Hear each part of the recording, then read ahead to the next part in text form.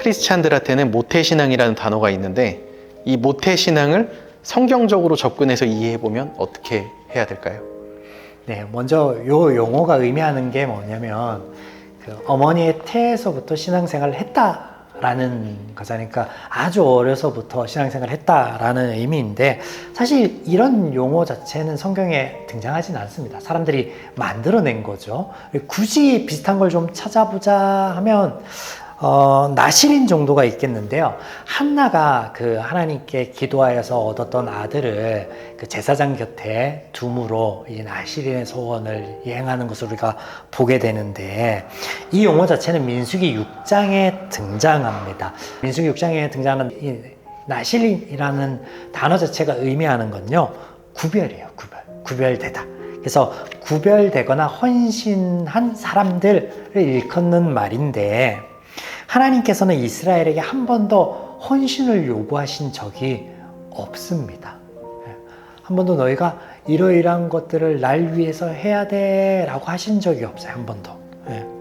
그런데 이 나실인에 대해서 민수기에서 말씀하시는 것은 이 6장을 잘 보게 되면 하나님은 요구하지 않으시는데 너희 중엔 뭔가 해보고자 하는 나를 위해서 뭔가를 해보고자 하는 헌신하고자 하는 그런 마음이 들 때 무분별하게 너희가 너희 스스로를 강제하거나 혹은 너희 삶이 망가질 정도로의 헌신을 요구하거나 그런 것 안 했으면 좋겠어. 그런 마음으로 하나님께서 세 가지만을 말씀하세요. 그래서 이것 이상도 이것 이하도 안 했으면 좋겠어 라고 하시면서 말씀하시는 게 포도주나 독주를 마시지 말 것과 머리를 자르지 말 것과 시체를 가까이 죽음을 가까이 하지 말 것을 말씀을 하세요. 그래서 요 민수기 6장의 하나님의 그 말씀의 의도는 우리가 그 10계명을 보게 되면 10계명 말씀이 하나님께 하지 말아야 될 것만 말씀하시거든. 너희가 나를 위해서 뭔가를 만들려고 하지 마. 나 외에 다른 신을 섬기지 마. 하나님만을 섬기라 그런 말보다 하지 말라는 말에 강조가 더 가거든요. 네. 그래서 이런 성경 말씀에 의하면 자아가 아직 형성되기 전인 영아나 유아에게 이 침례, 세례의식을 베푸는 것 자체는 성경적이지 않다라고 볼 수 있죠. 다만 이것을 행하는 부모의 마음이 이 아이가 하나님 안에서 하나님의 말씀 안에서 좀 건강하게 자랐으면 하는 소망으로 이해해 볼 수 있겠죠. 그래서 그런 의미에서 모태신앙이란 사실 없는 거죠. 신앙은요 언제나 하나님과 나 사이의 1대1의 관계예요. 자아가 형성되지 않는데 하나님에 대해서 알지 못하는데 하나님에 대해서 스스로 고백하지 못하는데 하나님을 찾지 못하는데 무슨 신앙이 있겠습니까? 그래서 혹 어려서부터 그런 하나님을 알고 고백하고 신앙생활을 해왔다 그러면 그냥 그 자체를 말하면 될 것 같아요. 내가 6살부터 교회를 다니면서 신앙생활을 시작했어. 그럼 그렇게 심플하게 말하면 될 것 같아요. 근데 굳이 성경에 등장하지 않고 그리고 그 용어가 좀 모호한 모태신앙이라는 단어를 굳이 사용할 필요가 있을까? 반문해 봅니다. 모태신앙의 질문에 이런 게 좀 깔려 있다고 저는 생각을 해요. 그 가족이 모두 기독교인인 집안, 그러니까 어머니부터든 할머니부터든 기독교인 집안, 그리고 기독교가 아닌 집안에서 자기가 이제 첫 번째 1세대라고 하는 신앙을 가진 사람들, 요 딱 구분이라고 보이거든요, 저는. 근데 교회에서 신앙생활 하다 보면 이런 얘기들 하잖아요. 그 부모님의 기도, 뭐 할머니의 기도가 쌓여서 모태신앙이라 복을 받는다, 뭐 이런 얘기들을 하거든요. 네. 이 부분에 대해서는 어떻게 성경적으로 짚어줄 만한 게 있을까요? 하나님이 모태신앙 얘기를 하지 않잖아요. 네. 그러니까 뭐 예, 부모의 기도.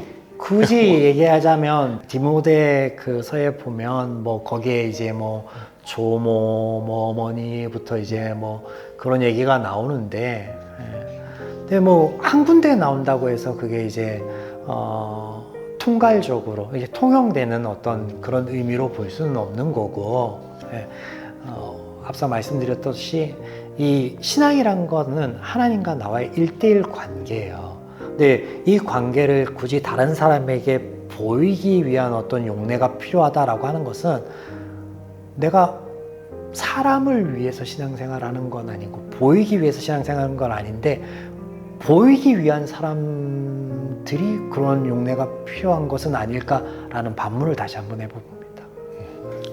한번 끊었다 갈까요? 그래요? 이 모태신앙이 사실 이게 양방향으로 그게 있어요.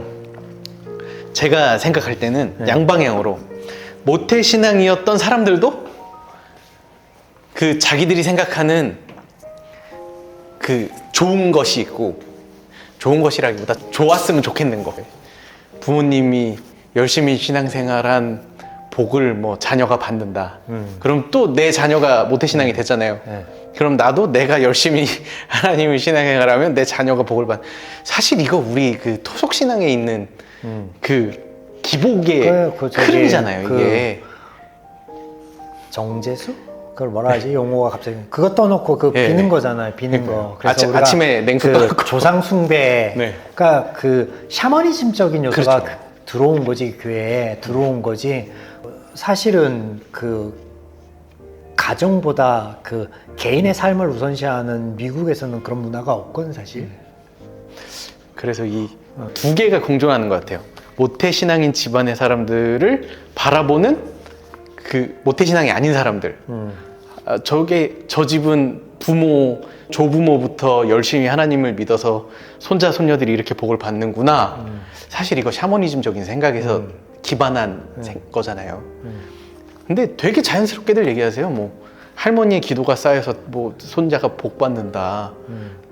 저는 사실 기도가 어디 쌓이는지도 잘 모르겠어요. 그게 뭔 소린지 잘 모르겠는데 나름 그 성경 구조를 가져오긴 했어요. 그런 것도 뭐 예를 들자면 출애굽기에 등장하던가 레위기에 등장하던가 그 하나님 신실하게 하나님을 따르고 믿는 자에게 천대까지 은혜를 베풀며 하나님 앞에 범죄하면 3, 4대 이르기까지 보응하게 하겠다라고 하신 말씀이 있는데 그 이제 원어에서 볼 대목이에요. 첫 번째로 볼 대목이에요. 그 얘기가 아니에요. 그 얘기가 아닌데 그냥 그런 얘기 때문에 그러니까요. 전때에 쌓아놓은 어떤 믿음이 나에게 물론 영향은 갈 수가 있어요. 왜냐면 사람들은 이제 우리가 어렸을 때 보고 자라고 그런 어떤 사회적인 어떤 그런 환경들이 가정적인 환경들이 영향을 줄 수는 있는데 뭐 그런 면에서는 긍정적으로 볼 수도 있겠는데 또 어차피 그 믿음이라는 것은 본인이 하나님을 만나고 본인이 어떤 인격적인 하나님을 교제하느냐에 따라서 그 신앙의 색깔들이 결정되는 거지. 시사님도 그렇잖아요. 네. 내가 어떤 하나님을 만나고 어떤 하나님을 고백하느냐가 본인의 어떤 삶에서 결정되는 거지. 이제 외부적인 것 때문에 영향은 받을 수 있겠죠.